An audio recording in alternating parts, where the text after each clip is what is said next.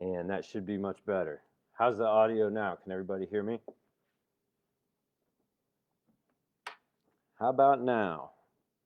We got some sounds in here. Respond in the comments if you guys can hear me now.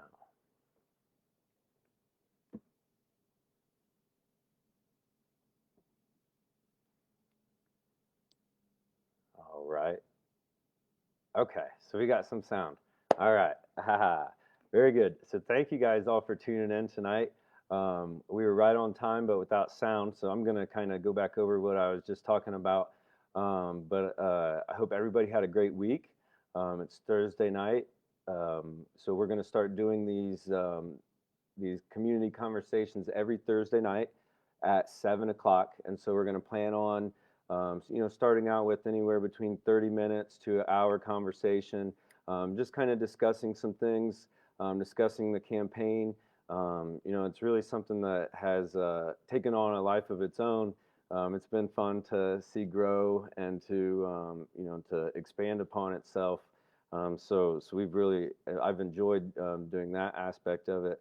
I had a couple announcements for this week, a couple things of news that people may be interested in. But if you mark your calendar for March 23rd, and that's going to be at the Civic Center, there's a the Chamber of Commerce is sponsoring a mayoral forum where all four candidates will be present, and that will be done at the Civic Center, and it will also be done on a live feed. I'm not sure exactly what the format or what app or whatever they're using for that, but I can get all that information to you. If you want to go to the candidates forum and you want to be there live for it, you can call the Chamber of Commerce and ask for reservations. You must reserve a spot for this event because they're expecting a lot of people. It's a big important election here coming up. So that's March 23rd, and I believe that is a Tuesday. So looking forward to that. Looking forward to meeting the other candidates. Some of them I know. Some of them, a couple of them, I know Autumn, and I know of Sharita, and I know of Elizabeth, but I've not had a chance to personally meet them and shake their hands. So I'm looking forward to that. So I'm just gonna kind of talk a little bit about my week here. Like I said, this campaign has kind of taken a life of its own. So I'm very busy throughout the week. I've been meeting business owners, meeting with people who own properties in the city, people who rent properties. So all kinds of things, all kinds of different people that we've been kind of coming into contact with, and it's been great. It's been great. I think that some people, have an idea of who I am, or they have, heard stories and things like that. But for the most part, I've really had great conversations with people. I really enjoy hearing other people's ideas and opinions on things, and that is just something that has been real fun part of this campaign is getting to know some of the people that I have not had contact with so much. And I was telling one of the guys that I met with this week that I know a lot of people in Lima and the Allen County area and greater, because I've helped a lot of people in my office, and I've treated a lot of patients. And so with that being said, I know a lot of people, but it's not a lot of the people that are in some of those inner circles within the city politics and things like that. And so for me, I feel like that gives me an advantage as to not having to fall into the parameters of the way people want me to be, the way people expect me to be, and also we can make sure that we are not being clouded in our judgment, with a lot of the friends and family favors that happen in politics. And, that's not just been happening in Lima for a long time, that's been happening all over the state and all over the country. And so, I think it's going to be great to in the military they called it fraternization. The leadership didn't fraternize with the other soldiers, because there had to be a little bit of a little bit of a separation to maintain professional boundaries, professional um, relationships with people that we were making decisions with, and so that helps to maintain integrity and ethics, in politics. So um, we've had a busy week. I've been doing a lot of campaign fundraising, talking to a lot of people, online, a lot of people throughout the city, and it's been very fruitful. In the last week or so, we've done a nice job raising some funds. We've got all of our yard signs ordered, and those are going to be coming in. I'm waiting. So I'm sure they're going to be here at exactly the right time. But those are going to be coming in very soon, and we're going to have those, all around the city. So if you want a yard sign, if you want one in your yard, make sure that you leave us a comment here, and or even message us and send us your address, and we'll make sure that we'll bring one by. And I'll try to bring it by, and if I'm not able to bring it by, I'll make sure I send my very best representative to make sure that it gets in your yard, and they help you get it set up the way it should be. So we'll make sure that's taken care of. But yeah, campaign fundraising has been great. We definitely need all the ammunition and all the help that we can get in this matter. Really looking at what we're doing. We're not backed by a party. We don't have a lot of wealthy backers. People that have been, investing in politics for so long. And so, this is really a campaign, a grassroots campaign that's by the people. And so, we're looking for contributions anywhere from $5 to $20. We got a lot of $50 campaign contributions this week, and a lot of $100 contributions as well. So just for example, like a $100 campaign contribution allows us to purchase about 20 signs that helps us, get our word out in Lima, give us the opportunity to, make sure that people see us and know know who Hayes for Lima, who the Hayes for Lima campaign is, and what our intentions are, so that way they can make the most informed decision when they go to the election on May 4th. Then. And so that's one thing that I want everybody watching this video right now to make sure that you pull out your phone. And that's what I've been telling all the young people: pull out your phone, put it in your calendar that May 4th is the day that you go vote, because we all get busy and we all get caught up in things. But make sure that you appoint that right now, appoint that day, because that's important. Because all of this is for nothing. All the messages, all the cheering, and all the participation is really for nothing if we don't get out to vote, and we don't get out there and use our voice and make a difference with that. So with that being said, we've had a lot of I've had a lot of messages this week from people that I don't really know personally, messaging me on Facebook, which has been really, really cool. Some of the people, are very kind, and, they're very supportive of what we're doing. I had a guy message me yesterday, and he said, "I'm voting for you." And I said, "That's great." I said, "Thank you so much." I said, "We need 4,000 more people just like you, and, that want to support, support change in Lima, and support positive, focus towards restoring a foundation for our people." And he said, "I'm so sure you're going to win." He said, "I can't wait to see you be the mayor." And I told him, I'm going to always message him anytime I have a moment of doubt, because I always need to hear that, that positivity and that confidence. That helps us to keep the movement moving. But he, is somebody that has just been following our campaign on Facebook, and he sent us $100, and said that he's proud of what we're doing, and he's excited to see Lima, have some change, and so I really appreciated that as well. And then I'll tell you guys one more story, and we'll get to, if you guys have some questions, I'd love to see them here in the news feed. So go ahead and send those out. But I had another encounter at the grocery store, and there was a young man and his son, and his son was 5, and he was looking at me, and I was looking at him, and we were smiling at each other, and his father said, "Are you gonna talk to him?" And the little boy, told me his name, and he told me how old he was, and when his birthday was, and the things that kids say that they know to say to people. And we laughed and stuff, and his dad said, "We watch you, we see you, what you're doing in the city and what you're doing, in Lima, and we really appreciate it and we support it, and we believe in you."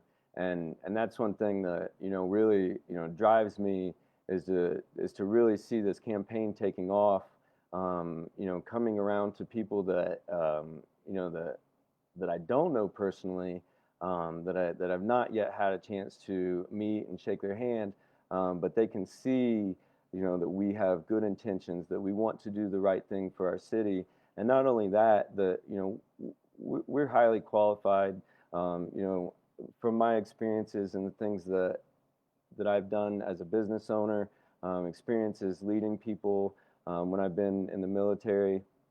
I feel full-heartedly that I'm qualified to take on this position, and I'm excited to start to make some small changes in our city that really make a big difference.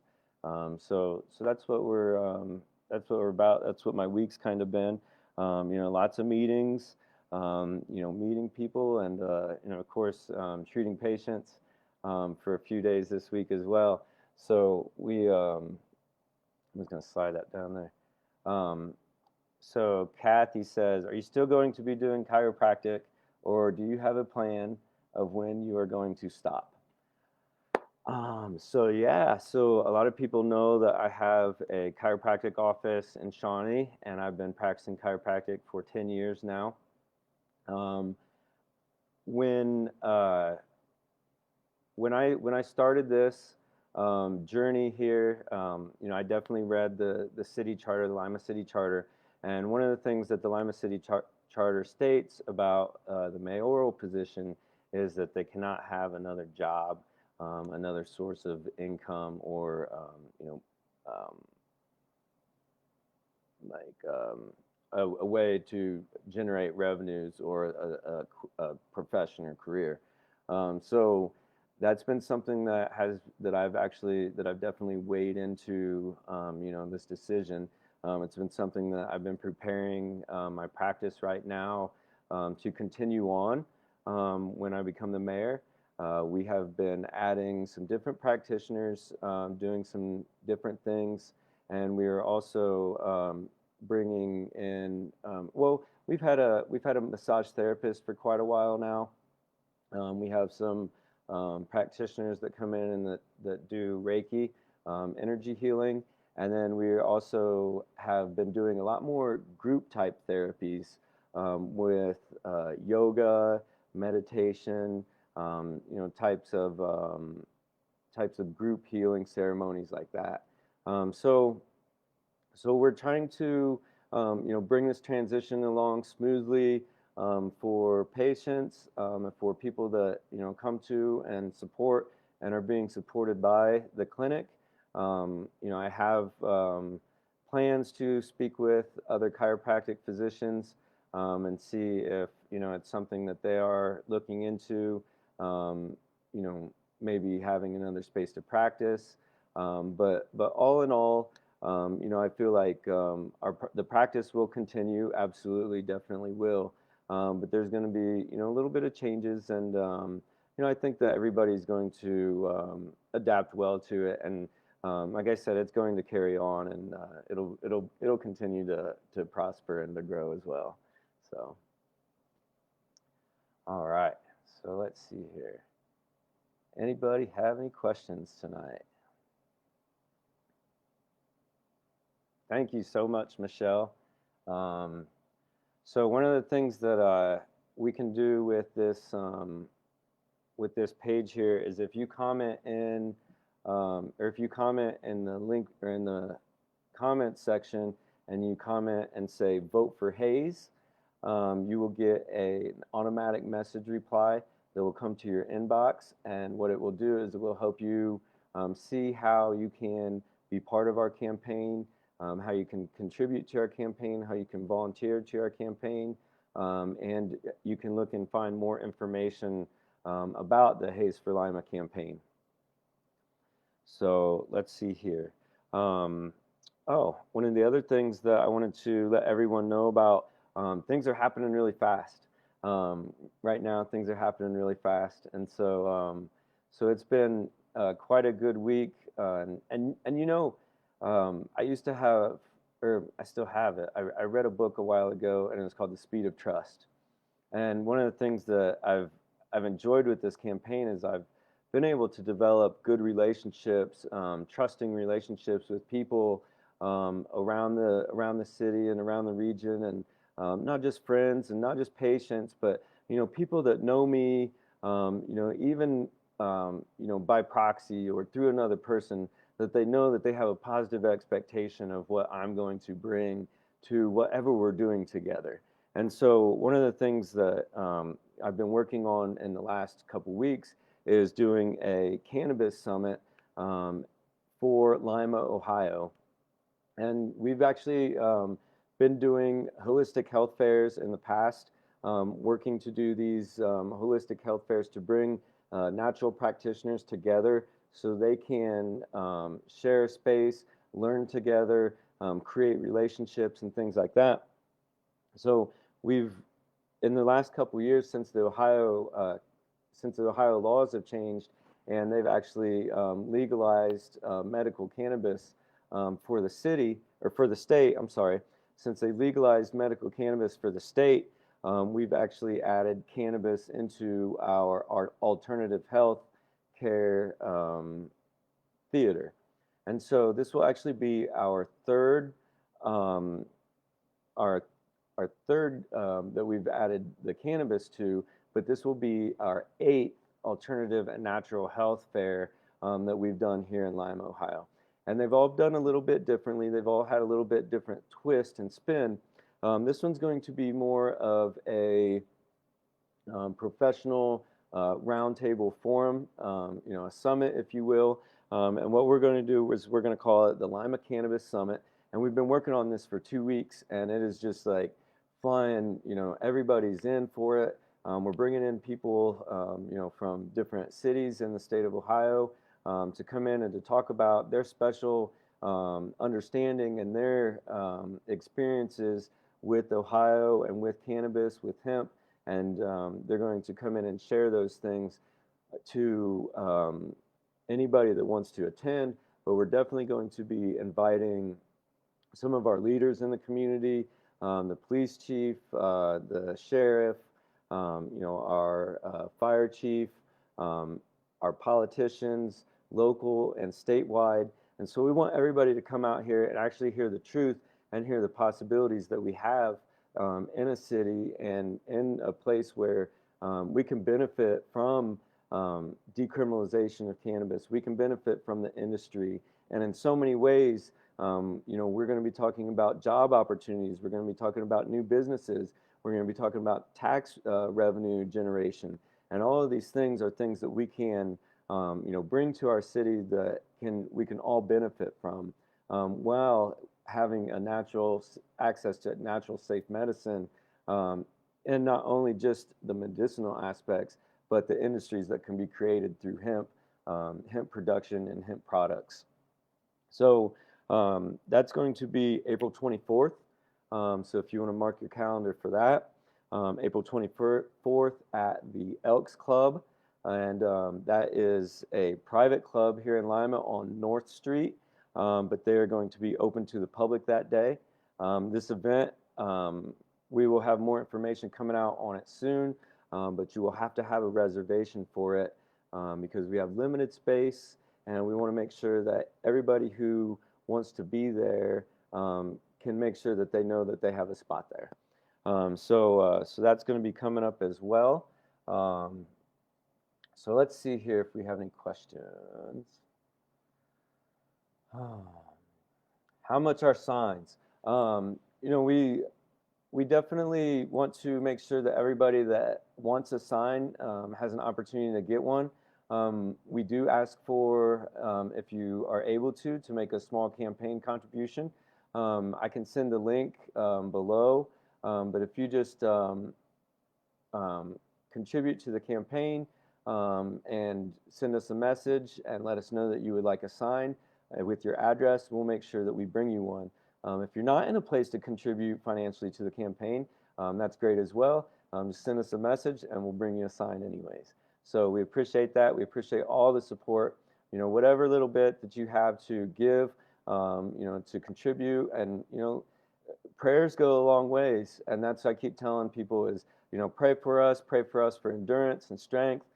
Pray for us to, you know, for the truth to be shown, and for, you know, for us to win this race, because we want to do what's best for, you know, the people of Lima.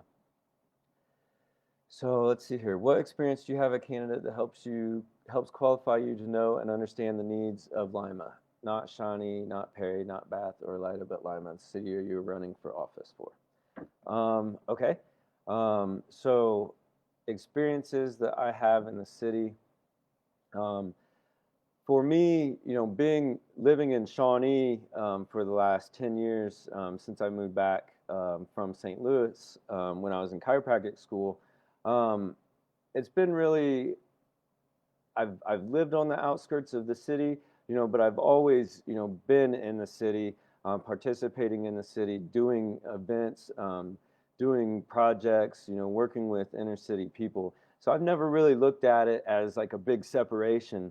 So I thought it was kind of funny when, you know, I chose to move into the city so I could run for mayor. That people made a big deal because I really only moved like 4 miles. And the fact is, I moved on from the south side of town to the north side of town, and it was really only about, I think, only about 6 miles from one location to the other. So, you know, it's just really, you know, funny for people to talk about the outsider and the insider thing. But you know, I've been a part of Lima, you know, for a long, long time. You know, I've definitely some of the things that you know, that I'm in Lima for, or that I would even when I lived in Shawnee, that I was in Lima for, is that I was in Lima for church, typically every week. You know, I attend Wayne Bradley's church, the ICANN Celebration Ministries, on Metcalf and High Street. And so I was typically in church or in the city for that every week. Working with projects as well, like the Lima Mural Project. You know, I got to see up close, um, you know, the people and the, you know, the struggle that a lot of people are facing, you know, in the inner city. Um, we've done projects that we've done ourselves, like the Free Energy Project, and that was something that we did about 5 years ago, and that was, you know, we would just basically go set up in different places through the city. We would let people know, hey, we're coming out here, and we would take a group of, you know, practitioners that work with their hands to help people heal, and we would work together to, you know, to help people, to help their bodies function better, and to help, you know, bring healing to them. And so that was something that we did, you know, very regularly. So, you know, as far as, you know, working in the city and being in the city, I know a lot of people in the city that I've worked with for a very long time. People that, you know, that I see exactly what's going on. I've known what's going on within the city for a long time, and that's why, you know, this was something that motivated me, you know, to take these steps, you know, to, you know, step up and to be a leader, you know, so we can start to make some of these changes. Because, you know, I really don't think that, you know, with the current mindset that's going on, I think that we're going to continue to get more of the same. You know, so we definitely need a change from the top, change in leadership. I think that when we do that, we're going to see those changes happen pretty quickly. You know, those positive things that we want in our city. Um, Miss Georgia, hello. What are your specifics? What are your specific plans for better housing in Lima?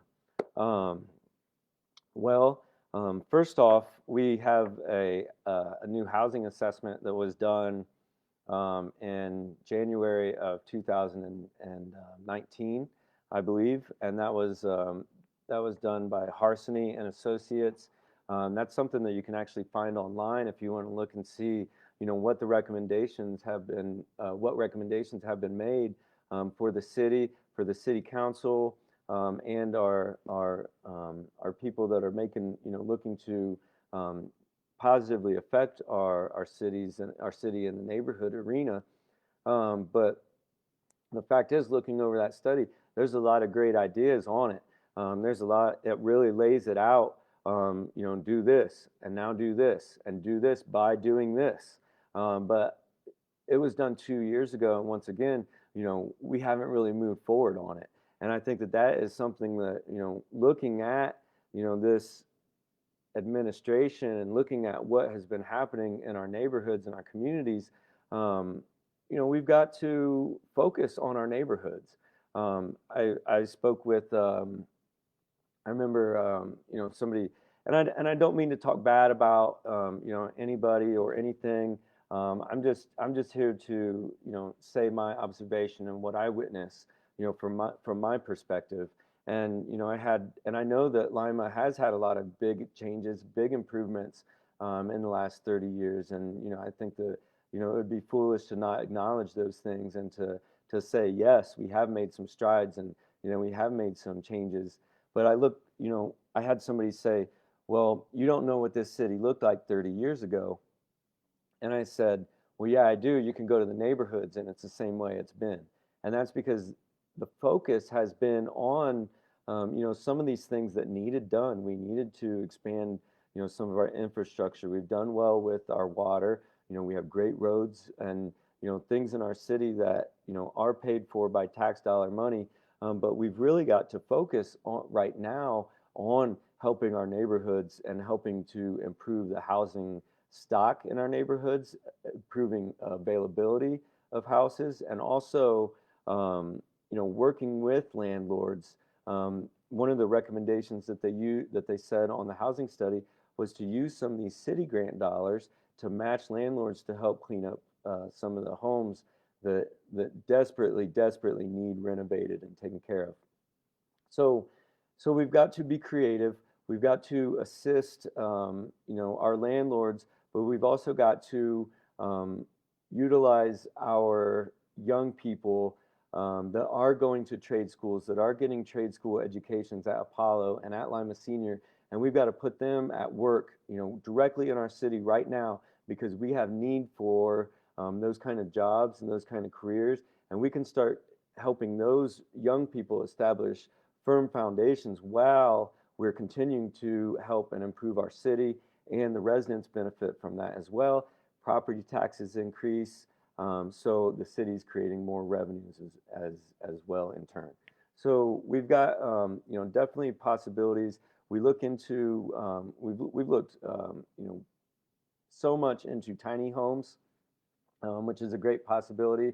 I saw that finally they're starting to talk about that on the housing task force, but it's been something that I've been talking about with people for over 2 years now. We've looked at locations. We've got, plans and models designed. We've spoken with investors. So we're a long ways on this, but we're just waiting, to get into that position where we can, take those steps, of those physical action steps. But right now, as far as our community housing plan goes, it's a seed. It's starting to, bud and show itself above the soil. And it's going to continue to grow because we're getting the right people involved, the right people with the right motivation, and we're going to work to help ensure that Lima has a greater homeowner percentage from 4 years than it does right now. One of the things that a lot of people don't understand, or maybe they do,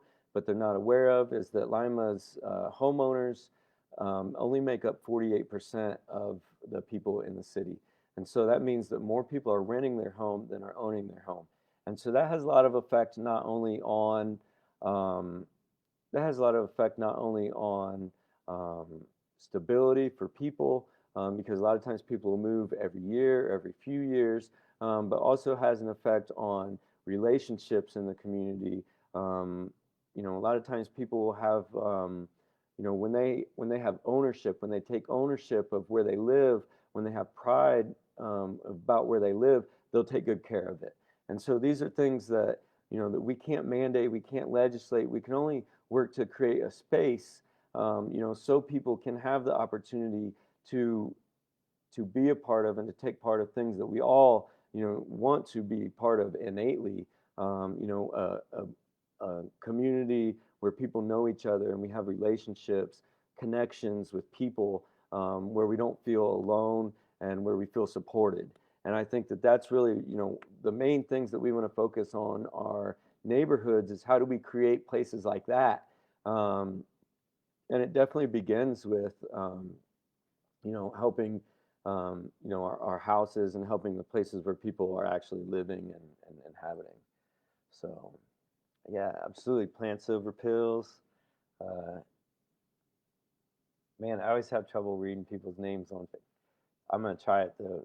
Caristi, Phillips. That's right. I agree. Plant silver pills. Um, Sarah Miller. Thank you for your comments. Um, Sent some links there. I'm not sure what those are. But yeah, thank you for the question. And yeah, absolutely. So I appreciate everybody for stopping in online tonight. If you have any questions, or if you wake up tomorrow and you have some questions, definitely send them to our Hayes for Lima page.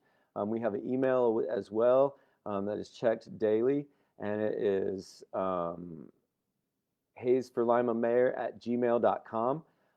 If you want to, thanks, Christy. However it is, I'm sure I'll meet you sometime and you can help me get it right. But hayesforlimamayor@gmail.com. Our website is www.hayesforlimamayor.com. And also, once again, I said we are taking campaign contributions. We appreciate that. And we've got some big surprises that we're going to have rolled out here in April. And so we need some ammunition. And so we appreciate any little bit that you can help us with that as well. But other than that, I thank you guys so much. I appreciate your time tonight, and I hope you all have a great Thursday, and we'll see you soon. Thank you.